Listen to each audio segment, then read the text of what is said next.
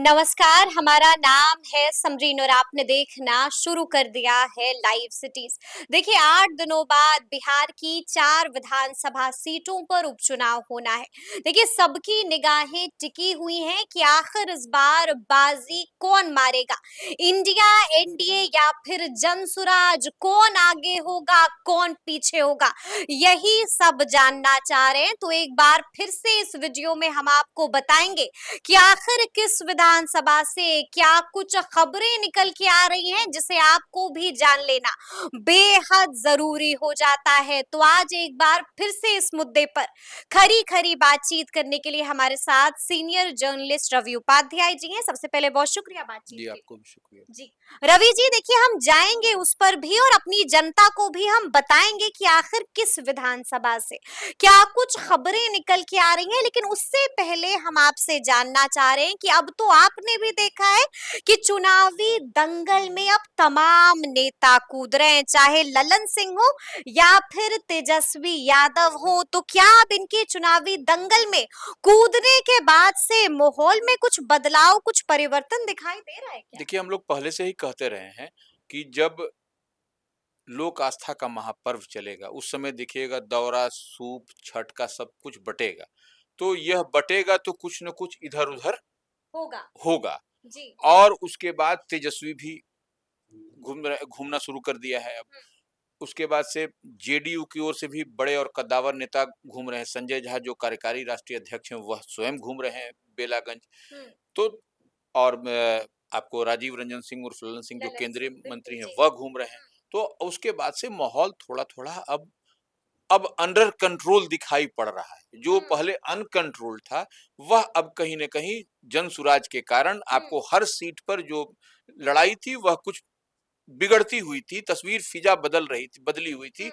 अब लेकिन थोड़ा-थोड़ा सा कंट्रोल है। यह बात माना जा सकता है अब। ये बात माना जा सकता है। चलिए अब हम एक-एक करके तमाम सीटों की चर्चा कर लेते हैं। शुरू करेंगे हम लोग इस बार इमामगंज से। हम आपसे जानना चाह रहे हैं रवि जी, जो इमामगंज से खबरें आ रही थी, लगातार कहा जा रहा था कि वहां पर लोगों में मांझी के खिलाफ काफी एंटी इनकम्बेंसी है, लोगों में नाराजगी है। तो क्या अब वो नाराजगी दूर हुई है? देखिए, दीपा मांझी वहाँ से पुत्रवधू हैं, हम्म। पूर्व चीफ मिनिस्टर एनडीए की प्रत्याशी हाँ, हैं। एनडीए के जी। प्रत्याशी में जीतन राम मांझी के और संतोष सहनी की पत्नी हैं जो मंत्री हैं संतोष सुमन जी। हाँ, संतोष सुमन की। तो ऐसे में आप देखिएगा कि वहाँ जो इतना जो एंटी इनकम्बेंसी था, वह एनडीए के प्रयास के कहने का मतलब कि एनडीए के तमाम नेता जब घूमना शुरू कर दिए, तो वह अब दीपा मांझी की तरफ जो सब कुछ था, फिर से यू टर्न होता हुआ दिख रहा है अब। तो अब ऐसे में कहा जा सकता है कि दीपा मांझी के लिए जो जो उल्टी गिनती थी वह अब ठीक होते हुए, लेकिन हाँ, जनसुराज के जो प्रत्याशी हैं, जनसुराज के जो जितेंद्र पासवान वहां से जो उम्मीदवार हैं, उनकी भी पहुंच दिखाई पड़ रही है हर घर-घर तक। अच्छा, उनकी भी पहुंच घर घर तक दिखाई पड़ रही है। बिल्कुल, बिल्कुल वो जी। घर-घर तक दिखाई और पड़ रही है। राजेश मांझी की स्थिति कैसी है? देखिए, राजेश मांझी निश्चित रूप से दमदार प्रत्याशी हैं वहाँ पर। वो भी हम्म। पुराने लड़ाका, पुराने पहलवान हैं, उसमें कोई दो मत नहीं। लेकिन जो आपको जितेंद्र पासवान जो जनसुराज के हैं, वही परेशानी का सबब जो सो दीपा मांझी के लिए वही बने हुए थे। अच्छा। ये हम कह जी रहे हैं। जी। वोट देखिए, वोट के कॉम्बिनेशन में ही जो डेंट और सेंधमारी की बात और छेद होने की बात आ रही थी, तो वही जो है सो दीपा मांझी के लिए परेशानी वही है बने हुए। लेकिन अब धीरे-धीरे माहौल अब बदल रहा है। बदलता हुआ दिखाई। चीजें बदल रही हैं और माहौल में परिवर्तन होना भी अब दिखाई दे रहा है। हम आपसे रवि जी ये भी जानना चाह रहे हैं कि दीपा मांझी को लगातार वहां की जनता वीवीआईपी बहू कह रही थी, तो क्या अब वो टैग जो दिया था जनता ने, वो टैग भी जनता ने वापस ले लिया है? देखिए, लोग सवाल तो निश्चित रूप से कर रहे हैं जी। कि इतने वर्षों से अभी तक इमामगंज में कौन-सा काम हुआ है यह बता दीजिए और कौन-कौन सा काम का बोर्ड दिखा दीजिए। जी जी। यह जनता पूछ रही है। जी। यह जनता सवालिया लहजे में पूछ रही है। जब आप बात करने जा रही हैं, तो यही सवाल जनता की ओर से हो रहा है कि कौन-सा सड़क, कौन-सा नली, कौन-सा गली और कौन-सा पुल-पुलिया बनाएगा, यही बता दीजिए आप। बिल्कुल। तो ये यहाँ पर कहीं जिसके बाद दीपा मांझी भी जनता को जवाब दे रही हैं और साफ साफ कह रही हैं कि हमें आप सिर्फ 8 महीना दीजिए और उसके बाद देखिए कि किस तरह से हम यहाँ पर काम करते हैं और कैसे कायाकल्प होता है देखिए, इमामगंज का। निश्चित रूप से यही बात एनडीए के तमाम नेता कह रहे हैं जी। कि ये डबल इंजन की सरकार है, हम लोग को एक बार अवसर दीजिए, हम लोग हम्म। जब आ जाएंगे तो कहीं आपको किसी का शिकवा शिकायत कहीं किसी को नहीं मिलता हुआ दिखाई हम्म। पड़ेगा। यानी कि मनाया जा रहा है, भरोसा दिया जा रहा है। लगातार भरोसा दिया जा रहा बिल्कुल, है। बिल्कुल। जी। जनता को भरोसा दिया जा रहा हाँ। है कि हम इस बार कुछ करेंगे सिर्फ आपके लिए, 8 महीना दे सिर्फ 8 दीजिए। महीना दे जी। दीजिए। तो यह बात कहीं न कहीं जनता अब उस पर अब कितनी विचार कर हाँ, रही है, विचार कर रही विचार है। कर रही तो है अभी जनता। आप ऐसा नहीं कर सकते। देखिए, फिर से फ़िज़ा बदलेगी। बिल्कुल। जब लोक आस्था का महापर्व जब समाप्त होगा तो फिर से हर ये चारों जहाँ पर विधानसभा के उपचुनाव हो रहे हैं, वहाँ पर फ़िज़ा फिर से बदलती हुई आपको दिखाई पड़ेगी। फिर से फिजा बदलती हुई दिखाई पड़ेगी, लेकिन इसी बीच इमामगंज से एक और बड़ी खबर सामने आ रही है। क्या है वो खबर रवि जी? देखिए, इमामगंज में जो वहाँ पर जो चुनाव आयोग है, हम्म। चुनाव आयोग की तरफ से कई सारे बूथों पर समय में बदलाव किया गया है। वो देखिए कुछ एहतियात के तौर पर माने सुरक्षा कारणों को ध्यान में रखते हुए चुनाव आयोग इस पर जो समय का वोटिंग का जो समय है जी। 7 से 6 और 7 से 4। तो 7 से 6 जो बूथ है वह हम बता देते हैं 29 बूथ है। हम्म। 29 बूथ है जहाँ पर 7 से 6 समय होगा। समय होगा जी। मतदान करने का, वोटिंग का। ठीक है। और उसके बाद जितने भी मतदान केंद्र हैं वहाँ पर 7 बजे सुबह से 4 बजे शाम को ही समाप्त हो जाएगा।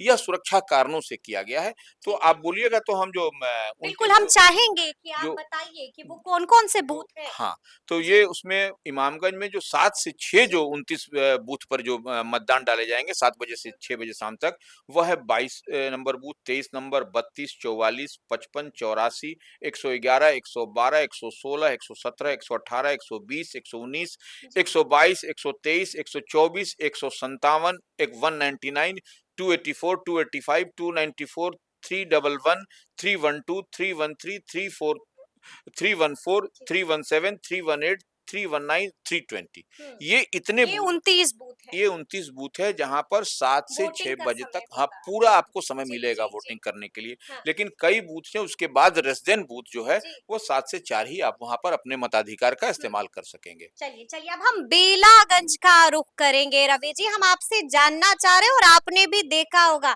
कि कुछ वक्त पहले नेता प्रतिपक्ष तेजस्वी यादव बेलागंज पहुंचे थे। गजब की भीड़ उमड़ी थी तेजस्वी यादव को देखने के लिए और वहां पर पहुंचकर तेजस्वी यादव ने खूब दहाड़ा भी था। अब क्या खबर है, क्या स्थिति है बेलागंज में? देखिए, बेलागंज से जो तस्वीर छन करके आ जी। रही थी पिछले दिनों हम लोग उस बात की चर्चा हुँ। कर रहे थे कि वह बेहतर दिखाई नहीं पड़ रहा था। तो बिल्कुल। ऐसे में 1 महागठबंधन कौन होगा, 2 कौन होगा, 3 कौन होगा, ये कहना मुश्किल था। बिल्कुल, इसीलिए तेजस्वी को वहाँ अपनी पूरी ताकत झोंकनी पड़ी है। बेलागंज में तमाम वह सभा किए, हुँ, हुँ, तमाम रोड पर निकल कर के आम आवाम से मिले भी, बात भी किया और उन्होंने कहा भी हुँ। कि हमने कम समय में 17 महीने के कार्यकाल में इतने लोगों को नौकरी दी, रोजगार दिया और ये लोग तो विष फैलाते हैं, समाज को तोड़ते हैं, देश को बाँटते हैं। हुँ। तमाम तरह की बात उन्होंने कही है एनडीए के नेताओं पर, एनडीए के जी, जी, जी। मंत्रियों पर। हुँ। तो यह सवाल और निश्चित रूप से यहाँ तक कह दिया कि अब हम सबक सिखा देंगे। बिल्कुल। किसको सबक सिखा देंगे, किसको सबक सिखाने की बात कर नहीं, रहे नहीं, हैं? वो देखिए जनता से कह रहे हैं कि चुनाव में आपको सबक सिखाना है। अच्छा। ऐसे जी, लोगों को, जी। ऐसे कौन है जो लोग देश तोड़ने की बात कर रहे हैं, जो लोग जो समाज ये तोड़ नारा दे रहे हैं कि बटोगे तो कटोगे। बिल्कुल, तो वो ऐसे लोगों को निश्चित हुँ। रूप से तेजस्वी यादव पूरी तरह से एक जगह एकजुट करते हुए दिखाई पड़ रहे हैं और वही नहीं बेलागंज में देखिए बेलागंज में कई सारे माने जेडीयू के भी कई कद्दावर नेता हम बिल्कुल, बताया जी। आपको कि कार्यकारी अध्यक्ष संजय झा, हुँ, हुँ। उसके बाद से केंद्रीय मंत्री राजीव रंजन सिंह उर्फ ललन सिंह, हुँ। नीरज कुमार जो मुख्य प्रवक्ता है, इन लोगों के तमाम कई सभाएं, कई बैठकें हुई लगातार होती हुँ। चली जा रही हैं और कहीं न कहीं देखिए वहाँ पर इन लोगों को करना भी ज़रूरी और मजबूरी था। नहीं तो जन सुराज की ओर से और कई लोगों की ओर हुँ। माने दूसरे दलों की ओर से जो पिछले दिनों गिरिराज सिंह की यात्रा है, हुँ। उस पर भी चर्चा कहीं न कहीं खुस-फुस हो रही थी। अच्छा, गिरिराज सिंह की यात्रा यानी कि आप कह रहे हैं हिंदू स्वाभिमान यात्रा को लेकर भी चर्चा हो रही थी। खुस-फुस थी अंदर में, लोगों के बीच हो रही थी हाँ, चर्चा। खुसुर-फुसुर हो रही जी, थी, जी, तो जी। इसको यदि अगर ये लोग नहीं जाते तो निश्चित रूप से यह बड़ा खामियाजा भुगतना हाँ, पड़ता। खामियाजा भुगतना पड़ता। तो हुँ। ऐसे में निश्चित रूप से आप देखिएगा कि आपको बेलागंज में मनोरमा देवी के लिए इन लोगों ने बहुत बहुत मजबूत हुँ। बैटिंग बॉलिंग किया है।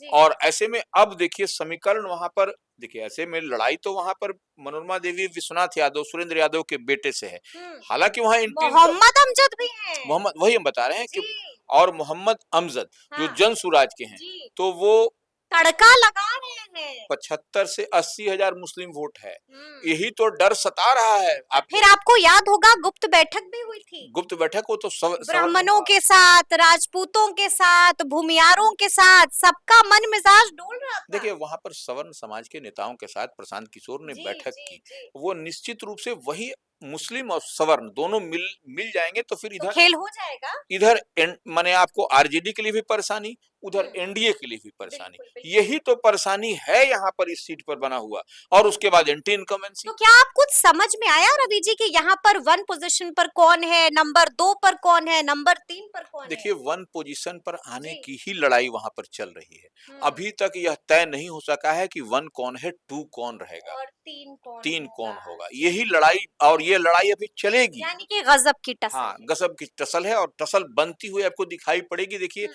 यह टसल आपको 48 घंटा 24 घंटा पहले तक बनता हुआ दिखाई पड़ेगा इस सीट जी। पर, बेलागंज पर। बेलागंज में, यानी बिल्कुल। कि बेलागंज में जबरदस्त मुकाबला है। चलिए अब हम अगली सीट की चर्चा कर लेते हैं।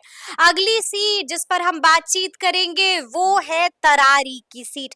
तरारी से क्या कुछ जानकारी मिल रही है? देखिए तरारी में वहां पर विशाल प्रशांत की अच्छी पकड़ है, जी, जी। भारतीय जनता पार्टी के प्रत्याशी राजू हैं। यादव। हाँ, राजू यादव माले के हैं, जी। लेकिन अभी एक पार्टी विशेष की ओर से पिछले दिनों हाँ, हाँ। जो जनसुराज का जो कार्यक्रम हो रहा था, ठीक है। उसमें आपको कार्यकारी अध्यक्ष जो इसको मनोज भारती। मनोज भारती भी थे जनसुराज के, जी। उसमें कुछ जो असामाजिक तत्वों द्वारा कह लीजिए या कुछ पार्टी विशेष द्वारा हाँ, हाँ। कुछ इस तरीके से किया गया। यह कहीं न कहीं जनसुराज के लिए हंगामा किया गया। हंगामा किया गया। यह जो है सो एज मिलता हुआ दिखाई पड़ा लोगों में। जनसुराज को एज मिलता हुआ दिखाई पड़ रहा है। निश्चित रूप से, और देखिए जी। वो आपको यानी कि आप कह रहे हैं कि अब लड़ाई में आ चुकी हैं किरण सिंह। देखिए किरण सिंह आई है कि नहीं आई यह तो अलग विषय है, लेकिन कहीं न कहीं जो बैकफुट पर दिखाई पड़ रहे थे ये लोग जनसुराज के लोग, इसके बाद से एक नाराज मुद्दा मिल गया। मुद्दा मिल गया और बैठे-बिठाए मुद्दा मिल दे दिया गया। तो यह हुँ, कहीं न हुँ। कहीं अब आपको किरण सिंह के लिए। किरण सिंह के लिए जो है सो हुँ। मजबूत वहाँ पर दिखाई पड़ रहा है। हुँ। ये मजबूत चीज दिखाई पड़ रही है तो देखना होगा कि आखिर तरारी में क्या कुछ होगा।